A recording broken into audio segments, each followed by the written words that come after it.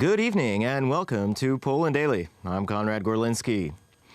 Economic growth prospects in 2021 is the main theme of the 3Cs Summit in Sofia, Bulgaria. Apart from Bulgarian President Rumen Radev and the presidents of Estonia, Germany, Greece, Latvia, Poland, and Slovenia, who attended in person, U.S. President Joe Biden sent a recorded message assuring the countries involved of the U.S.'s strong support. The 3Cs initiative is a forum of 12 states in the European Union running along a north-south axis from the Baltic Sea to the Adriatic and Black Seas in Central and Eastern Europe. The goal is to boost local economies and increase trade. The first meeting of heads of state concerned occurred in 2016 in the Croatian city of Dubrovnik. The U.S. is strongly supportive of this form of local cooperation. U.S. President Joe Biden sent a recorded message to participants. I'm truly sorry I can't be with you in person, but I appreciate the opportunity to share with you the strong support of the United States for the 3Cs initiative. And I want to thank President Radev and Minister Petkov for hosting this important summit. There is incredible potential for increasing cooperation and connectivity among this group that will enhance the security and prosperity of the region and, quite frankly, benefit the world. The United States will be your unfailing partner at every step. During the economic panel, Polish President Andrzej Duda spoke about the connectivity of our region. Of Europe, please support our deeds, because it's really important to have a good conditions to build it in all our countries from the north to the south. And if you have such a great, long and road crossing so many countries, you can have a very good opportunities of connection to the whole neighborhood, because it's quite easy to join this road through the Polish border, for example, or through the borders of our neighbors and our friends. Many years ago, when we tried to drive to the Western European countries, and we have practically no motorways in Poland 30 years ago. That was the great difference, tremendous difference, I can say, between Poland and Germany.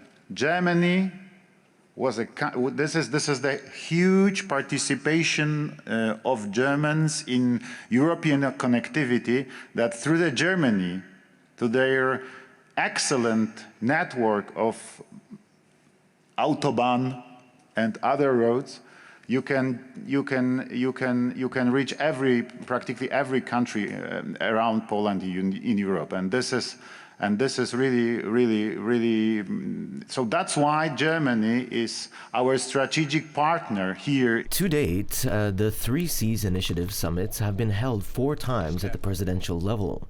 What started out as a platform for the exchange of thoughts among the presidents of the countries involved has expanded to include an annual business forum and the launch of an investment fund operating on a commercial basis.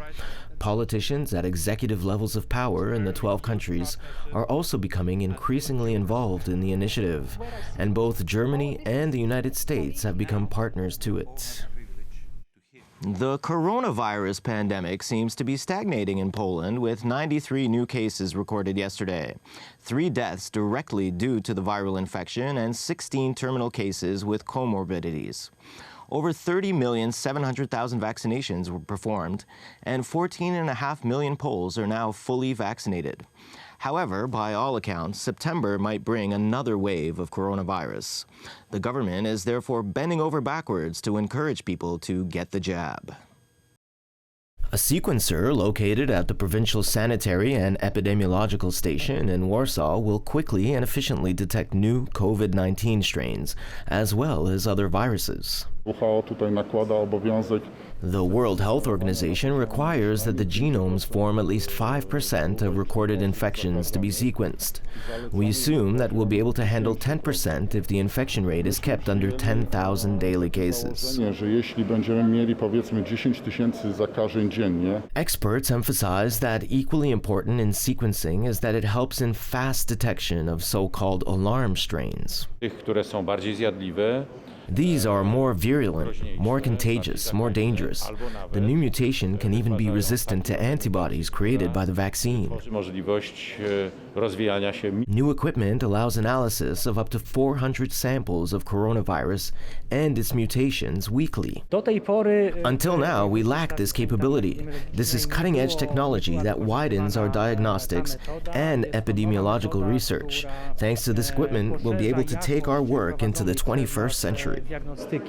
This is the 6th such facility in Poland that can do sequencing of the virus genome.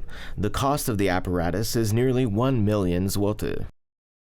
It turns out that a Chinese gene company, BGI Group, that sells prenatal tests called Nifty, has been harvesting genetic data from millions of women around the globe and working with the Chinese military to do sweeping research on population traits. Many experts say that this is all part of a race for supremacy in bioweapons and even genetically enhanced soldiers. The test is sold in over 52 countries, and that includes Poland. Amelia, a 32-year-old office administrator from Poland, is one of the more than 8 million women who have taken the BGI prenatal test. She says she did sign consent stating that her genetic data would be stored and used for research.